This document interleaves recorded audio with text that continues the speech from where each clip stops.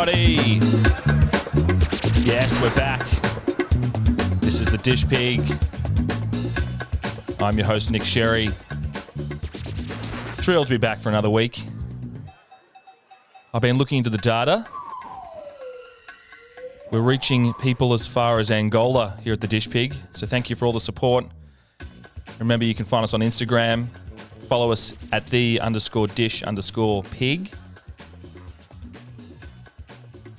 Give us a like, a follow, rate us, review us. We even set up an email as well. ask@dishpigpodcast.com. Send us a note, ask us some questions, suggestions, recipes, anything you like, really. Well, it's great to be back. This week we're talking to a heavy hitter in the Australian spirits industry, Sebastien Costello. He's got a bar here in Melbourne, Australia called Bad Frankie. And we sat down with him. We're actually sitting inside Bar Frankie. We're on location today. Seb, or Sebastien. Sebastian's good. Seb's good. Sebastien Costello, owner Bad Frankie here in. It is Fitzroy, right? This side of Smith Street, Fitzroy. That's right. It's Fitzroy. Yeah, we'd never be seen in Collingwood, mate. It's 20 metres away. 20 metres away. Dodgy place, Collingwood and Melbourne. Dodgy place. That's right. Mate, thanks for being here. Thanks for chatting. Oh, thank you. Thanks for having us. So let's take it back a bit. Well, actually, first off, what was the last thing you cooked for yourself? Just cooked some jaffles here right now. We just had a few jaffles.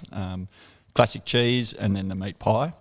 Classic cheese is fantastic. We did about 30 different cheese and bread combinations to get this jaffle going. 30 different combinations? Yeah, Michelle Boyle, the chef at the time, she is an excellent chef and she banged it out.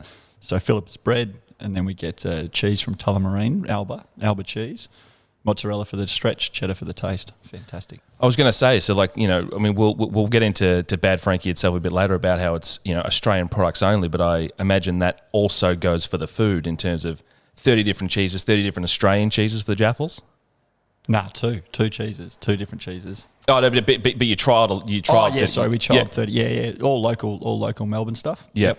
Because that's what we wanted to do. Get close to Melbourne, get close to Australia. Yeah, it was good. And for those out there that probably don't know what a jaffle is, because there might be a couple, explain what a jaffle is for everyone. It's a toasted sandwich with crimped sides. So it cuts in half, and then you've got all the beautiful filling inside. That's all enclosed. It's very good. You can call them. I think they called toasty pies in New Zealand. Okay. South Africa they're called snackwidges. Snackwidges, and then just toasties in England. But yeah, right. Yeah, I think it's like champagne and sparkling wine. All toasties. To be a jaffle, it's got to be crimped. Where you can call it a toasty, but then if it's a crimped toasty, it's a jaffle. Well, the whole purpose of this podcast is to really go on a discovery of learning stuff, and you've actually just taught me something, because the crimping of the bread is what you're saying makes it a jaffle. I never knew that. I think so, yeah. I think so, yeah. They started in Belgium, I think, where they had like circular ones, and they were rounded, crimped on the edge. So, yeah, okay. I think the crimping really helps it. Yep. Fantastic. You've got to seal the edges. That turns it into a jaffle. There you go. Well, tell us where'd you grow up? Where's Seb from? Yeah, so I'm from Canberra, a suburb called McGregor. Grew up there. Lived there till I was about 30-odd. Lived with my mum and dad and 4 other brothers and sisters. Had a fantastic time. We just ran around the backyard most of the time, cruised around, played down the lake, threw rocks in the lake, obviously, the creek. Threw rocks in the Ginninderra Creek. Had a great time. It sounds like a beautiful Australian upbringing. Yeah, it was, yeah. A lot of playing, a lot of hanging around. We had lots of good friends in the area, good neighbours. And, yeah, it was really good, really, really fun. We just cruised around. You'd walk down the street, see your mates, and it was really good. And then, so thinking back to your time growing up in Canberra, guys in your neighbourhood, girls in your neighbourhood, growing up in that environment, was there a certain, education path, career path that a lot of people were looking to take, or was it a bit random? Did you really have any idea at, say a teenage years, what you kind of wanted to do with your career? Yeah, I suppose I sort of fell into hospitality is probably the best way to put it. I sort of, I suppose growing up how I did was very community orientated and very probably hospitality orientated. You know, there was always food and drink around. There was always parties. There was always good times, you know. So I think, and, you know, growing up with 4 brothers and sisters as well, you know, you're always sort of in it and you're always having a chat and you're always working each other out. So I suppose that probably lends itself well to hospitality. I get a lot of good vibes off people and get a lot of energy off people. So, yeah, I think that's a huge part to play in why I started doing hospitality. But then I really just fell into hospitality when I was 18, and my dad used to work at a leagues club just down the road, and he was the marketing manager there. And then I did my what you call it, you know, your not like an apprenticeship, but no, it was just like a week. You know, when you do when you finish year 12, you go somewhere do like work experience. Work experience. So I did work experience at a leagues club, and then got hired after that, and then went overseas and started working over there, and so that was it. So I just started working in hospitality, and you know, found my way that way. Did you ever? I mean, you did your work experience like you were saying, but did you? Was there ever a moment where there was something else that was of interest, or another path that was kind of, you know, sitting there on the side, like, oh yeah, I could go and do, I don't know, you know, become an accountant, whatever, like something else that was just kind of an option? Not so much. I think studying in year 11 and 12 is probably a good thing to give you more career options. So I probably didn't do as well as a lot of other people in school. It wasn't my bag. Yeah. So I probably had a little bit less sort of career path. But look, I've really enjoyed hospitality. I get a lot of energy out of it. I really enjoy it. Got a lot of good friends. So I didn't really ever think to do something different. So I just sort of was lucky enough to find something that I liked early. And I think, you know, I've spoken to a few people about this already, but it really has a lot to do with one's personality. You know, like if you enjoy meeting people, you know, like you said, you enjoy the energy of, you know, bouncing off others. It's a big contributor to that. Yeah, 100%. You know, like if you like that, you know, being in a party, enjoying it, and that sort of stuff. If you like a night out, hospitality is fantastic. You know, so you know, a lot of the time I'll sort of finish a work on Saturday night and just be like, how good was that? You know, like it felt like a night out because you're in. Oh, and a good mate of mine, Stevie Rezzo, once said, no, I think this was an excellent thing he did. I said, hey, you know, we're getting slammed at this bar called Parlour, which is a restaurant in Canberra, and I said, hey Stevie, how's your night going? He said, oh mate, it's a belter. He said, and he didn't talk about tables. He said, I'm in that party and I'm in that party and I'm in that party and I'm in that party. And he was like, instead of talking about tables, he just talked about different parties he was in. So he'd finish the night and he'd be like, hey, Sebby, I had the best time. I went on a hot date, and then I had a 40th, and then I did this and did that. And literally every single party he felt like he was in. And so that's if you're looking at it that way, like you're not going to have a bad time in hospitality. That's a really positive way to look at it. He was a very positive man. Don't worry about that. So you got your start in Canberra. Mm-hmm. You're 18 years old. Mm-hmm. You're off to the races. Was there ever, once you were in it, was there ever a plan of like, all right, you know, I'm gonna learn the business here. I'm gonna work in as many places as I can, and then eventually I'm gonna open up like my own bar, and this is what I'm gonna do. Was it ever that clear, or was it a bit of a, you know, I'm just gonna fart around and kind of see what comes of it? Oh yeah, I suppose it was pretty clear. I went overseas when I was 19. Okay. So straight away straight away I went overseas playing cricket in Oldley Edge, which is like near Manchester in the UK. Oh, okay. And then got a bar job as well there, and that was a bar called the Brasingamans, which was good. And that really sort of taught me, find sort of like a lot of really good cocktail stuff, and really good service. Mm-hmm. The drinks were probably today's standard not great, but they were really spot on at the time, early 2000s. Yeah. So that taught me a bit, and then I came back home and started working for a guy called Kieran and Nick, who had a couple of bars in Canberra, and that was really fantastic. And I worked with a dear friend of mine and probably my mentor, definitely my mentor, Bria Sydney, and we and she sort of owned a few bars, and I worked in there with her. And that really got me going and working in hospitality. So yeah, I really, haven't really looked back. And what was the point where you decided to leave Canberra? Like what brought you down to Melbourne? Or Yeah, so my beautiful girlfriend at the time, and now my wife, so she wanted to move down, and I thought, well, fantastic, let's go. She wanted to live in North Melbourne, and I'm a mad North Melbourne fan, so she was like, I really love North Melbourne. And I was like, oh, yeah, right, okay. Well, if we go down, we're going to live there. And she said, no worries. So I got to live next to Arden Street for a little while. Oh, so dream come true. Oh, mate, it was the best, running around all the time. Go over, watch the training every week. Oh, that's right, mate. Go, boys. Just running around the track, just hoping to get a bait, but never got drafted. But no, yeah, so we moved down when we were 30. So we've been here about 10 years now, and it's been fantastic. Melbourne's a really lovely place, and we really enjoy it. We've found a lot of really good friends here, and the hospitality environment in Melbourne is really first class as well. And when you arrive in Melbourne, you're 30 years old. Did you have a plan in place then as to what you were gonna open here, what you were gonna do here?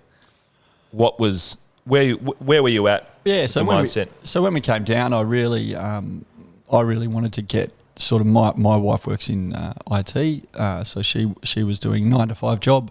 I really wanted to start doing a bit more 9-to-5, so I started working for Suntory as a sales rep. That was really good. Got to know a lot of people. Got to really experience the Melbourne culture, and the good thing about being a sales rep or something like that is you get to go and drink at all the great bars for free, really. So I went around. Yeah, so I went around and got to know everyone in the hospitality scene, and had a really, really cracking, I think it was about a year or so, and just really got to know like Melbourne inside out and that sort of stuff. So I had a really good time. That's all I really wanted to do. And then I started seeing that Australian spirits were sort of popping up here and there. There was a couple. West Winds was a big one. Lark was a whiskey coming out of Tasmania. So there was a couple of things like that, and I sort of thought to myself, geez, that'd be nice to sort of start doing an Australian spirits thing, or like just try and help those guys get bigger and get better. Yeah. So I'd never really. I thought owning a bar would be great, but I never really had an idea for it. And then sort of this one came up, and I thought, well, let's have a crack at it. So I did a little bit of research about you, and you were on a trip to the US and Mexico, was it? Where that's right. the initial idea came from? Talk us through this. So that was awesome. Adventure. So I was with a mate of mine who got married over there, Greg Patton and Crystal, really lovely mates, schoolmates of mine, and we went over for a trip for a couple of months. And I was in Kentucky, and as most bartenders want to do, is you'll always go to the great bars and you'll always go to distilleries. And poor Ellie, my wife, she always says, whenever we go anywhere, you'll find a distillery and we have to go to it. And so, exactly, of course, yeah, exactly. Why not? So we wherever we go to a distillery, and so.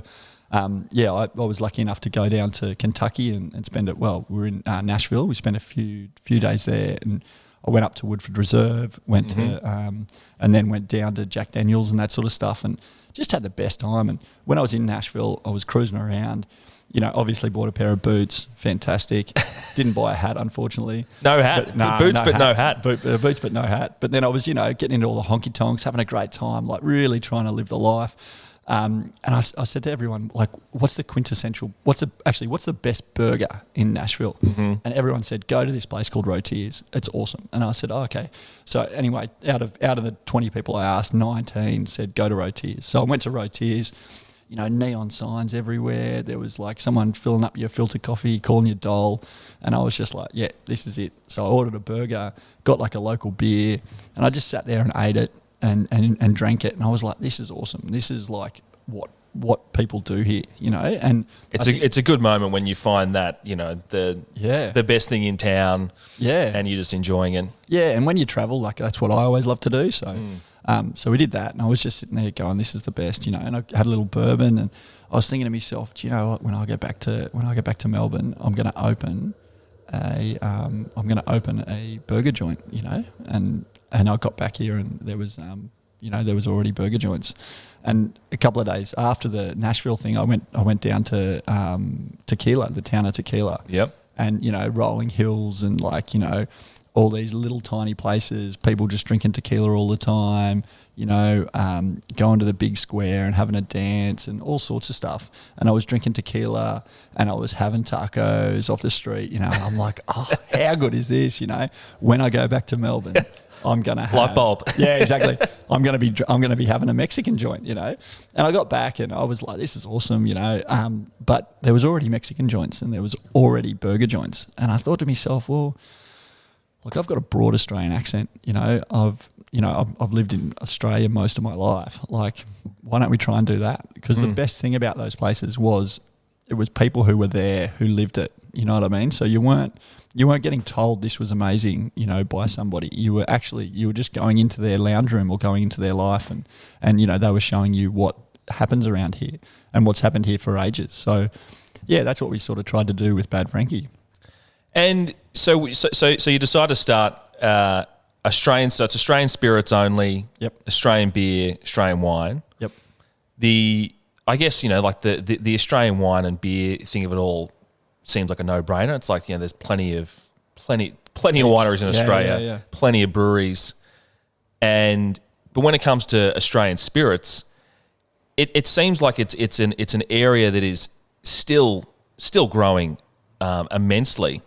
But how many distilleries? Because you opened Bad Frankie, 2014? Yeah, we opened in 2014. In June 2014, there was 20 distilleries in all of Australia. Yeah, so I spent probably 6 months trying to research them all. We found about 20. Wow, there was about 80 spirits on the back bar. Yep. And then it sort of grew from there. So last year, I think there's definitely over 300 distilleries now in Australia. And over 1,000 products. So it's pretty awesome to see the growth in just 6 years or nearly 7 years. That's an incredible growth. Yeah. So, well, as you said, with that wine and beer, like how there's now, 1,000 breweries and 1,000 wineries in Australia or whatever it is. There's wherever you go, there's a winery. Wherever you go, there's a boutique beer. Well, I actually think it's the same with spirits now. Like we had the wave in the 80s with the wine. There was hardly any wine. Everyone was just drinking, probably porch and cherries or something like that. Mm-hmm. And then, and then the table wine revolution happened, and there was a whole heap of little like wineries popping up all over the place in the 80s and early 90s. And then with the beer thing in the 2000s, 2010, everybody was opening a brewery and it was awesome, like how good was it? Like, starting with sort of Mountain Goat and Little Creatures and now going into like all these different ones. Well, I think this is just the wave of spirits, like that happened, wine happened, beer happened, now spirits is happening. So it's pretty cool. It's pretty cool to see. It makes a lot of sense. But have you seen, during this growth, have you seen any instances where, maybe the quality is either dropping off or isn't as good across the board, or are there some that are popping up? I was speaking to James from Tequila Tromba about this. Like, every celebrity just wants to have a tequila brand these days.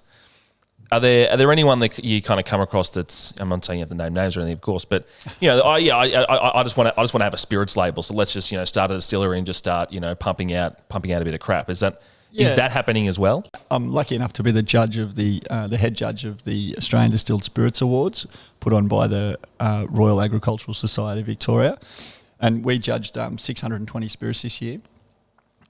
620 Australian spirits. Australian spirits, yep. Across every range of spirits, and I would say that probably less than 5%, less than 2% actually were not great. Oh, okay. The rest were all very drinkable, so it's really good. We've got a really baseline really good quality Australian spirits. So, look, the quality is absolutely there. Like, maybe the style might not be to your liking, but the quality is there, which is great. And I think as an industry, we're only a small industry at the moment, hoping to be bigger. But as an industry, I think we all look at each other and really make sure that we're all doing the right thing.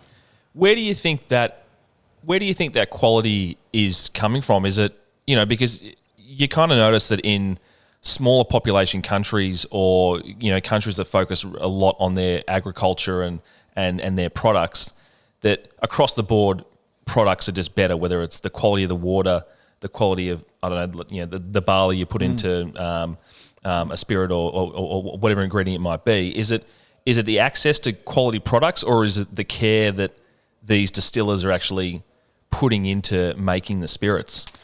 Yeah, probably a little bit of both, combination. Like with the whiskies, you know, a lot of the time they're young whiskies, they're big, they're vibrant, you know, they're big, rich barley. You get a lot of that malt characteristic coming through. You get, because it's hot, you get a lot of the barrel contact. So I think that adds to a really flavourful whiskey. You know, and some people might think it's too much, but that's the style we're going for. So if you like that style, then you'll really like Australian spirits. With the gins, like they get most of their base spirits out of two really wonderful distilleries. So if you've got your baseline spirit, which is really good, then you can sort of add the botanicals on top of that, and so you're not going to get a terrible product if you've got that baseline that's going really well. So I think that helps with the gins. And then the other thing as well is, because most of these distilleries are one or two people who are usually selling at cellar door, they can't get away with being like, oh, we'll just put it on a shelf and someone else will have to deal with it. So they're sitting there day in, day out, pouring it for people. And if people are looking at it going like, oh, it's gross, then, you know, you'll aim to get better. Yeah. So I think because they've got that, because every distiller has got that personal contact with the customer, they want to do it for the customer. So, you know, like I think really bad stuff and all that sort of cutting corners really happens when, you know, you don't have you're not at the end product, you're not at that customer level. But because we're, like a lot of these distilleries are so small, then you get that sort of situation where they go, taste this.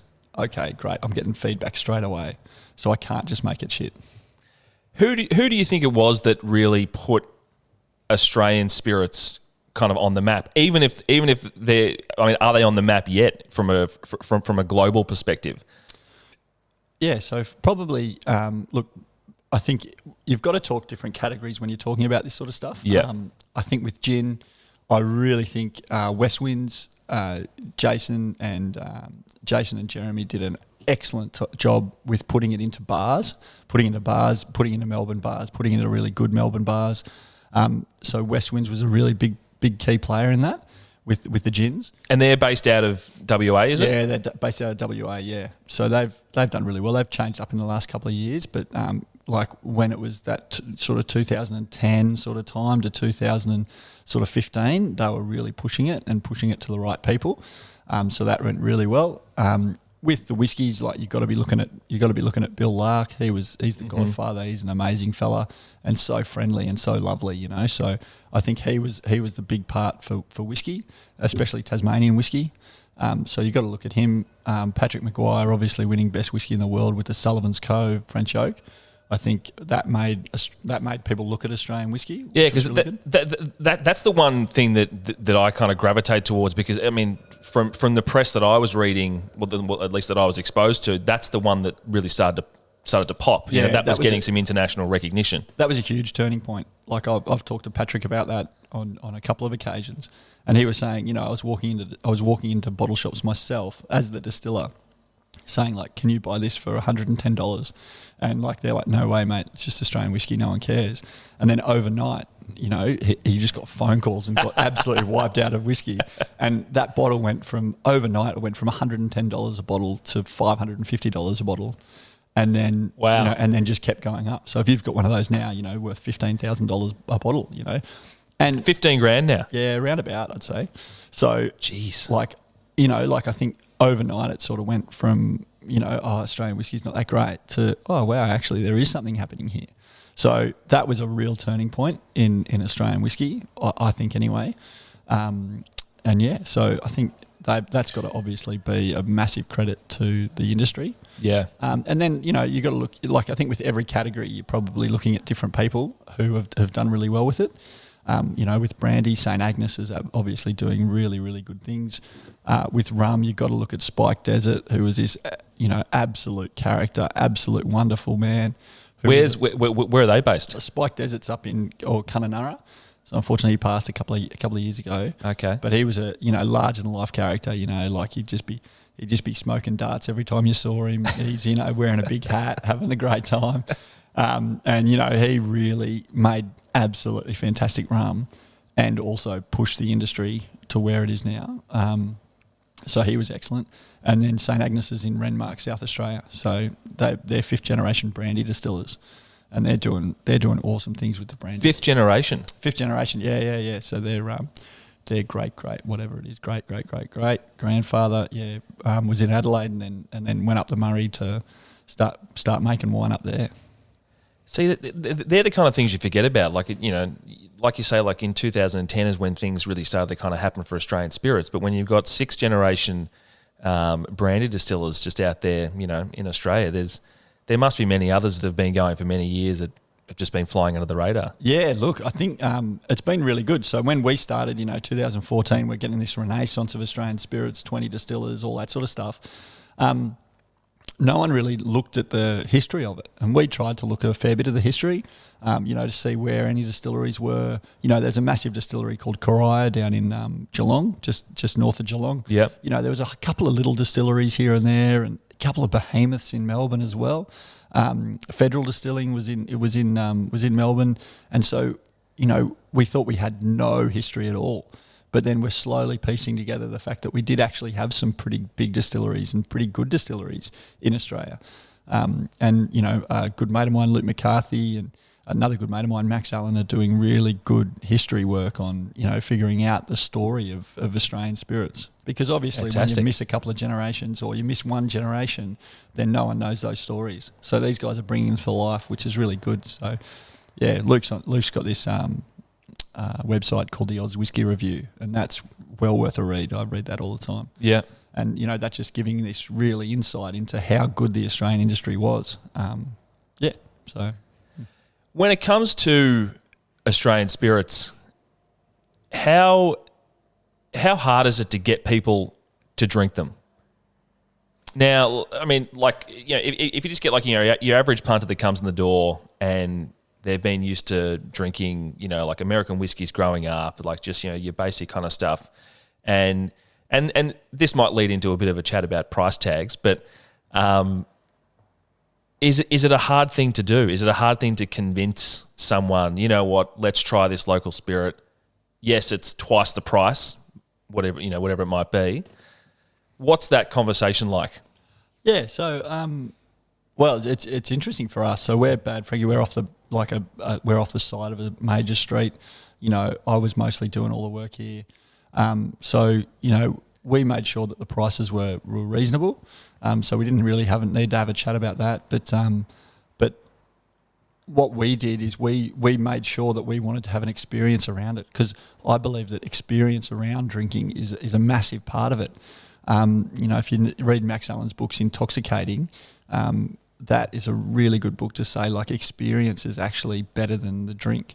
So, if you're sitting around having a chat with people, if you're in a nice spot, if you're in, it's the right lighting, it's the right temperature, someone's coming over and telling you this is a spirit that, has been made by my friend, then you'll drink that and you'll look at it a lot differently. And that's what we wanted to do. So, you can go down the road and get a vodka lime and soda from anywhere, and that'll taste okay, but I have really vivid memories of every time I got into a new spirit. When I got into rum, I was in where was I? I was in Rome, and there was these Cuban dudes just making drinks behind the bar, and they were having the best time, and they were making mojitos with fresh lime, and I was in Rome and I was having the best time, and I was like, oh, how good's this rum, Yeah.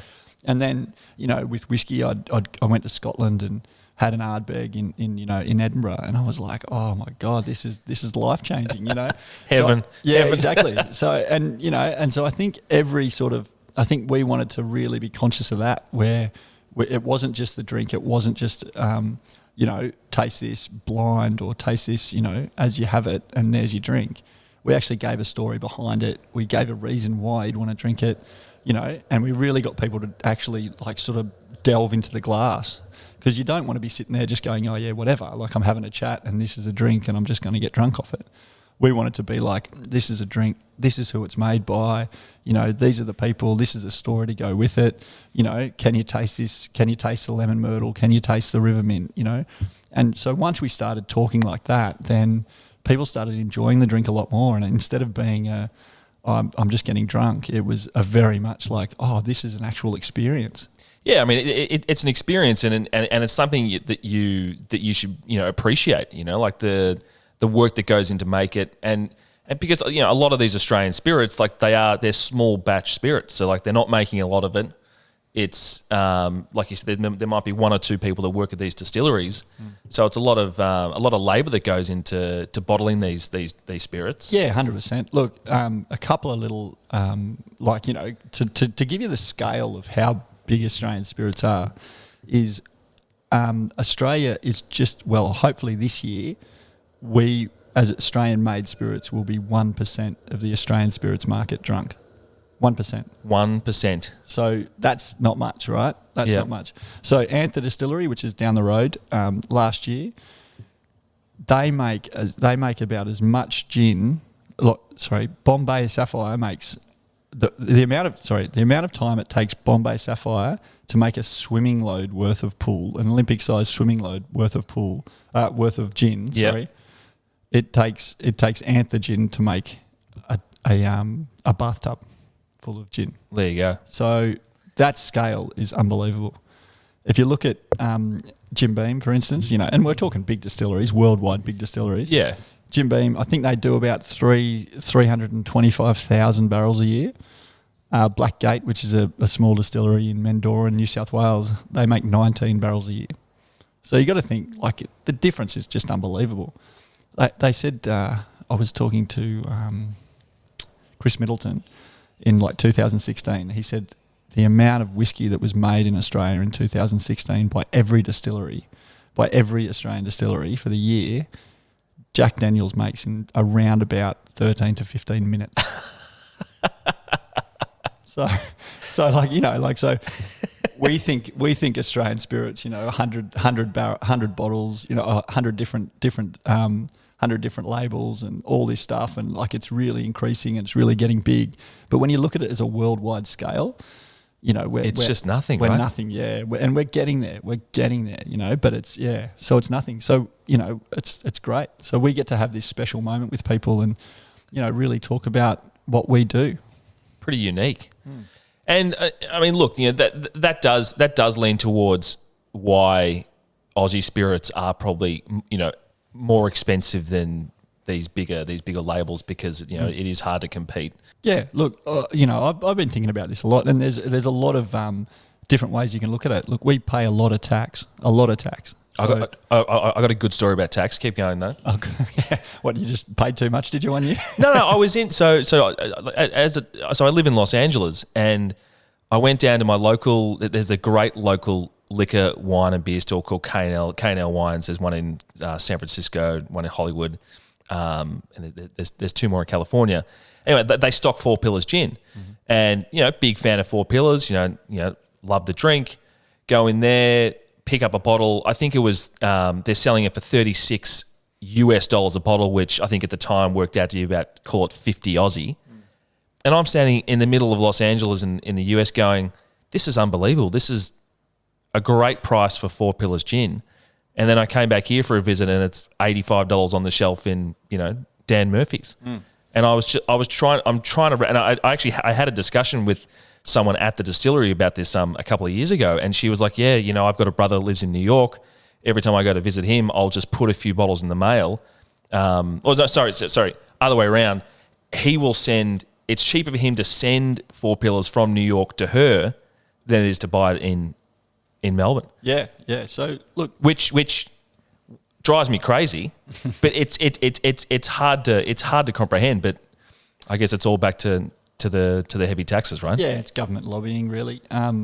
Look, in Australia, in America, they per bottle of like 700 ml bottle, 40%, they pay about $1 in tax.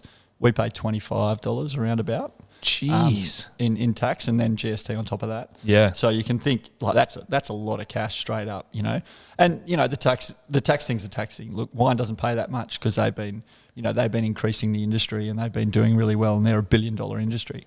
Australia's still in the $1 million industry. So the spirits category. Yeah, spirits category. So we want to get bigger, and we want to see an export and that sort of stuff, So if the Australian government can see that we're doing really well, then we'll hopefully start seeing different tax breaks. But I think with beer and wine, that's always been pushed politically, whereas spirits has just been left behind as something that people drink and get really drunk on.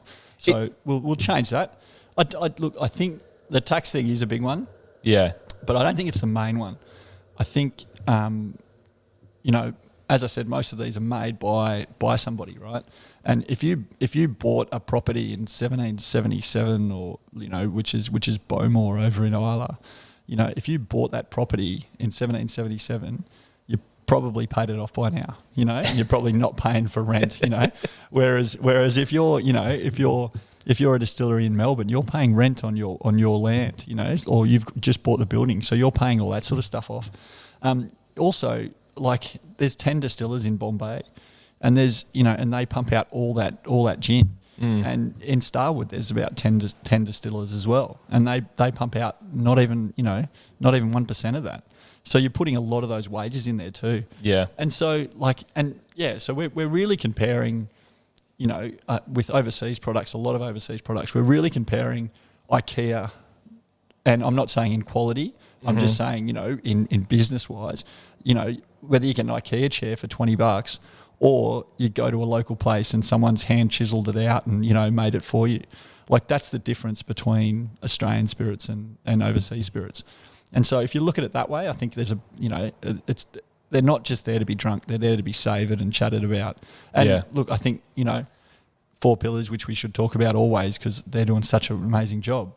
But Four Pillars, Never Never, Archie Rose, Starwood, these big distilleries are doing amazing things for Australian spirits, and they will get there, being worldwide and being really competitive on price. And 78 Adelaide Hills as well. They're always they're going to bring the price down and they're going to do really well. But I don't think when we're talking about little tiny products, I don't think we can sort of put it in the same category as price, because that should be something you're not really looking at. You're really looking at that story and the chat. Well, that's it. I mean, you can't expect to to tell a story of, there's a guy down the street that makes 10 barrels of this whiskey a year. Oh, and by the way, it's only $35 a bottle, because then it just doesn't make sense. Yeah, exactly. Yeah. So I think that's it, mate. Just more hand contact, more people working it. So yeah, I think it's pretty cool. And the prices will slowly come down as we get older, as we sort of mature as an industry. So as that market growth builds, prices should dip a bit. That's what I think. Yeah. And then the tax, do you think that tax level should come down the bigger the industry gets? So because you wouldn't think the government would ever give anyone a tax break. Yeah, exactly. But if the industry grows and then the taxes can come down, I guess it's just balancing out right as you go. Yeah, exactly. Look, and I personally think that things like rebates or helping the industry would work out well. You very rarely get governments giving a tax break, but if they want to invest in it, and we've talked to a few politicians now, and the Australian Distillers Association does amazing lobbying for the government on this, where we can do other things. We can put money into local distilleries. We can we can help them with grants and that sort of stuff, and that would be a better way to look at it, I think, because then we're getting more product.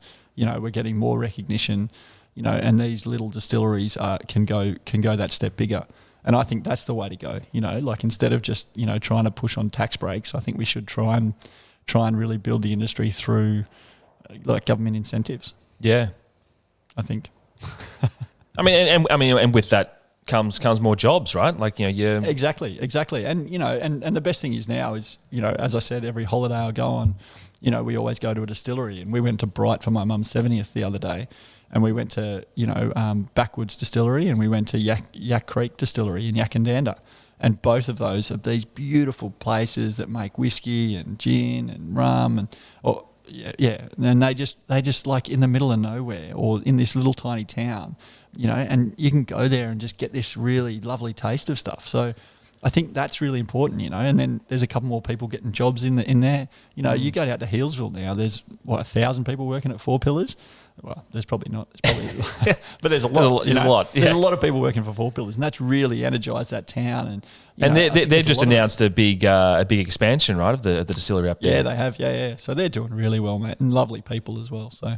Yeah, so I think that's the way to do it. You know, if we can do rural jobs or regional jobs, that's fantastic, and that's what the industry wants to do. Because I think as a community, as Australian spirits, we want to be a really strong community in Australia, and we want to be. And the best thing is you can do it anywhere. So yeah, we can do it rural, we can do it regional, and we can do it, in the suburbs, or in the towns, or in the cities. Sorry.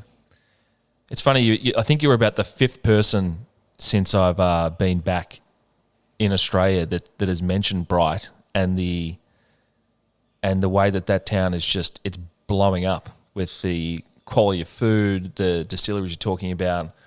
Well, there's Reed & Co right there. There's a brewery right there. You know, brewery, yeah, it's awesome. Like Bright was really good. We went up there, and everyone's sort of mountain biking or walking or cruising around, and there's really good food, really good drink. It's really cool. So, so let's shift to Bad Frankie, where we're sitting right now. Yeah. You can probably hear the trams of going past on Smith Street. So you opened in 2014. You had how many bottles behind the bar when you opened? We had 80 bottles behind the bar, yeah. And how many do you have today? We've probably got about 615 or something like that. Shit the bed. That's a lot of spirits. A lot to get through, yeah. Yeah, I get in trouble from my wife a lot for having so much money behind the bar because I get so excited about buying different spirits. But I mean, is it pretty hard to, like, if because you are Australian focused only? Is it pretty hard? Do you ever knock anyone back? Like if someone comes in and says, "Oh, look, this is something new. It's a new Australian spirit." There's obviously not. I mean, there's more and more of them today. But is it just like, "Yep, I'll take it," or is it a bit more? Let's talk about it. Yeah, look, we really want to take as much as we can. And at the start, we took whatever we felt like, and we probably took most things. Now we're probably taking a little bit less, but we do want to get representation from most or every distillery. And that's because we want to see how it goes. We definitely always taste it and see if it works, and then if it does, we want to get it behind the bar. Yeah, but we want to try and push as much as we can, and as long as people drink it, then it's a real reason to have it behind the bar. And the bar business is a tough business, but 2014 you're still here. You've had a bit of success along the way, haven't you? Yeah. You've been awarded. Was it best small bar? Best small bar. Yeah, Bartender Magazine. So that was a fantastic little thing we got. So we've been really lucky. We've been in the Good Food Guide, and got a couple of awards along the way. And we've been really lucky with that sort of stuff, and it's been really good. Like the 7 years has been wonderful. We've really tried to work on a community is what we sort of really aim for. So, our staff are all our family, like we really want to try and work really well with that. And we love it, like I always thought this was my lounge room. And when we were setting it up, I sort of said to Ellie, like, I want this to be my lounge room. I'm going to be here 50 hours a week. So let's... She'd love that. Yeah, exactly. So let's really make it comfortable. And that's what I think hospitality is, you welcome people in, you start a conversation and you build from there, and so we get people in who come in, every couple of days. We get people who come in once a week. We get people who come in once a month. We get people who come in once every 6 months. We get people who have come in 2 or 3 times. And hopefully they always feel like they're welcome and feel like that, it feels like a bit of home for them.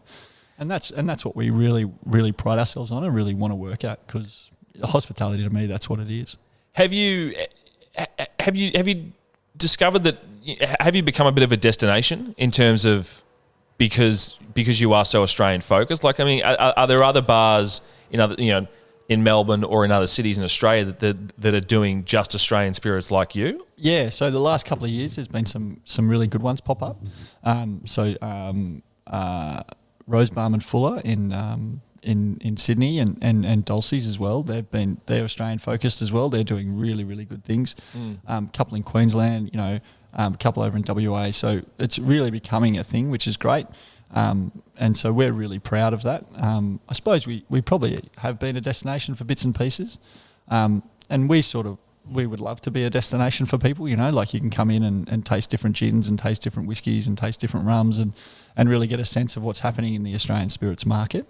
And to see it as well is a really important thing as well. Like you can look at the back bar and go, holy shit, there's a lot, So we really like that sort of stuff. But then, then also we just want to be a community as well. So we want to just have those regulars and have those fun people in, because we find that if we've got regulars in, they set the vibe, we set the vibe, and everyone's having a great time and everyone feels like it's so comfortable and relaxed that when someone comes in for the first time, they look around and everyone just feels so comfortable that then they start feeling comfortable, So I think that's what we sort of pride ourselves on. But yeah, I think at times we've been destinations, which has been good.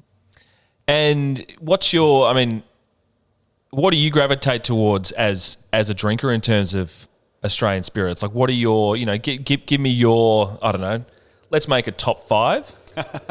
We won't go top 10's probably too many. Top 3 is probably too few. Yeah, look, so I'll, whatever's in front of me is the thing that I'm drinking. So look, I have such a varied thing, and I really like a time and a place. So in the middle of gin, I'll be drinking a excellent gin. In the middle of winter, I'll be drinking a fantastic whiskey. I'll be drinking brandies all the time. If I'm starting a night, I might have a little absinthe to start with, or a vermouth to start with. Yep.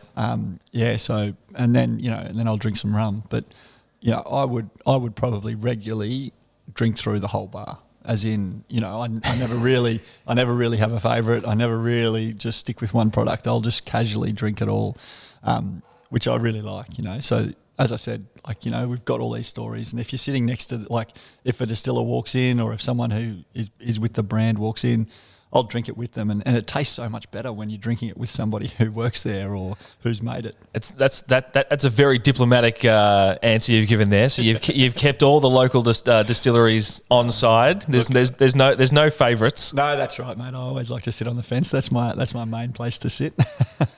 So, yeah, sorry, excellent. I would not give you I don't know about the top 5. We do always do a chat in here. I try and have a lot of random questions just lined up just in case. And one of them is, name your top 5 ways to cook potatoes. Name your oh wow, I like this question. It's good. It can go on for a while, but it's Hang on, I'm going to answer this. So top 5. Yep. In order. Well, yeah, you can do it in order. Yeah. Mash is probably my number 1. Yeah, it's good. A potato like gratin. Oh yeah. Would be probably number 2. Yeah, it's good. Oh, no.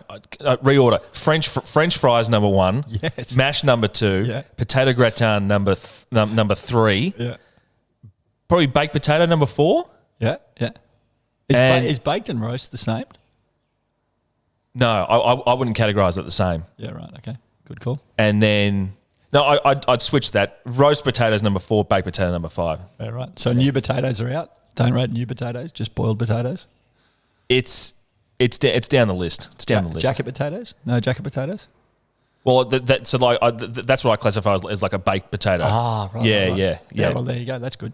Yeah. What about hash browns? They're not in there? Nah. Tater tots or potato gems? Nah.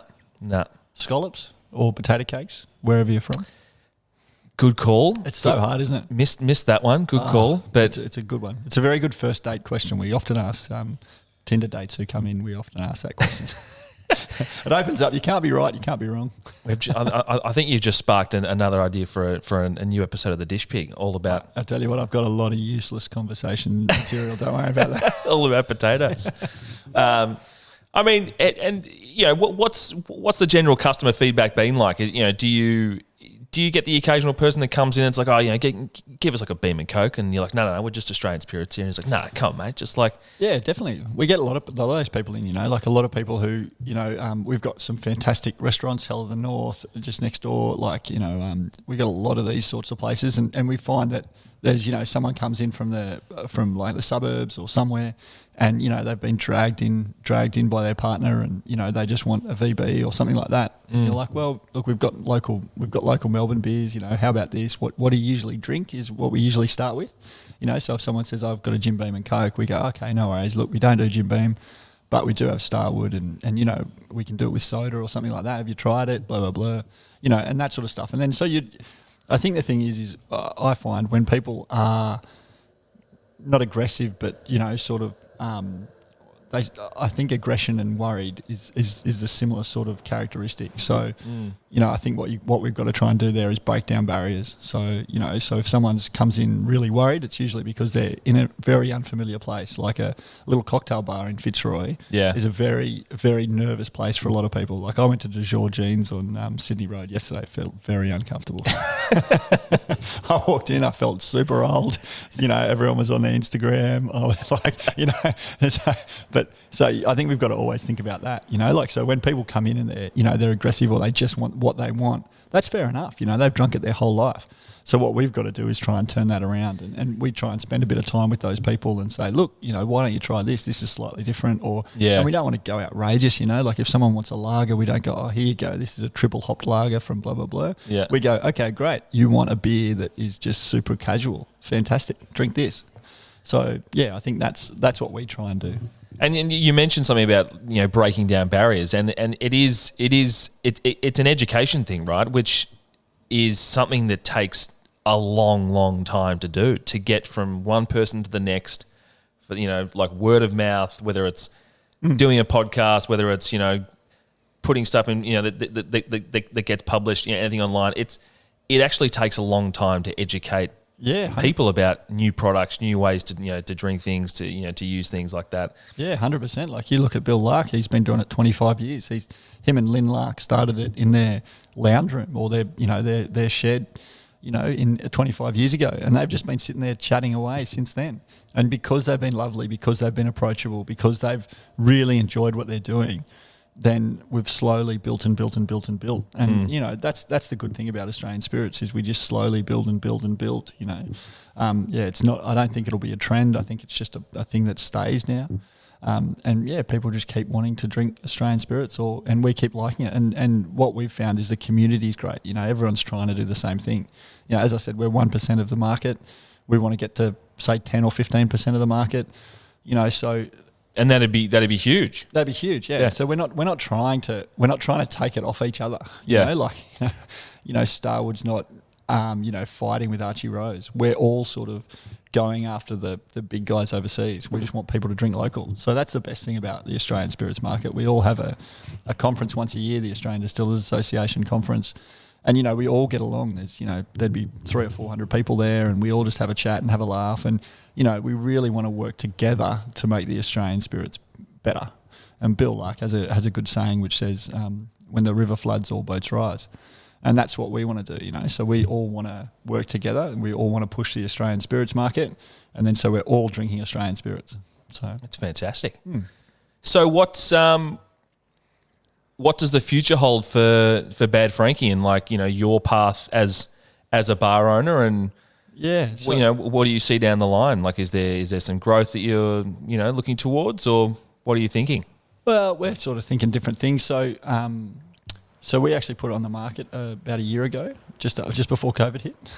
The bar, yeah. Oh wow, okay. So then that was a purely personal reason. So we just had two little kids, Mabel and Lenny. Mm-hmm. So Lenny's about 18 months now, nearly 2, and Mabel's about 4, or nearly 4, so she's 3.5. And so I just wanted to spend a bit of time with those guys, which was really, really exciting. I was going to be a stay-at-home dad, and then COVID hit, so we've still got it, and we're super stoked about it. We've got a really wonderful team. And really fantastic manager now at the moment, Oscar, and he's absolutely dominating. So we're really happy to keep it. We're really happy that it's cruising along. So we just want to keep doing what we do, which is, push Australian Spirits, be an excellent bar, be as best we can. So that's what we want to do. And that's it. And then we just want to try and help the Australian Spirits industry as best we can. Well, Seb, this has been educational, which is number one, and it's been a bloody good chat. So thanks for joining us. I appreciate it. Oh, my pleasure. Thanks, Nick.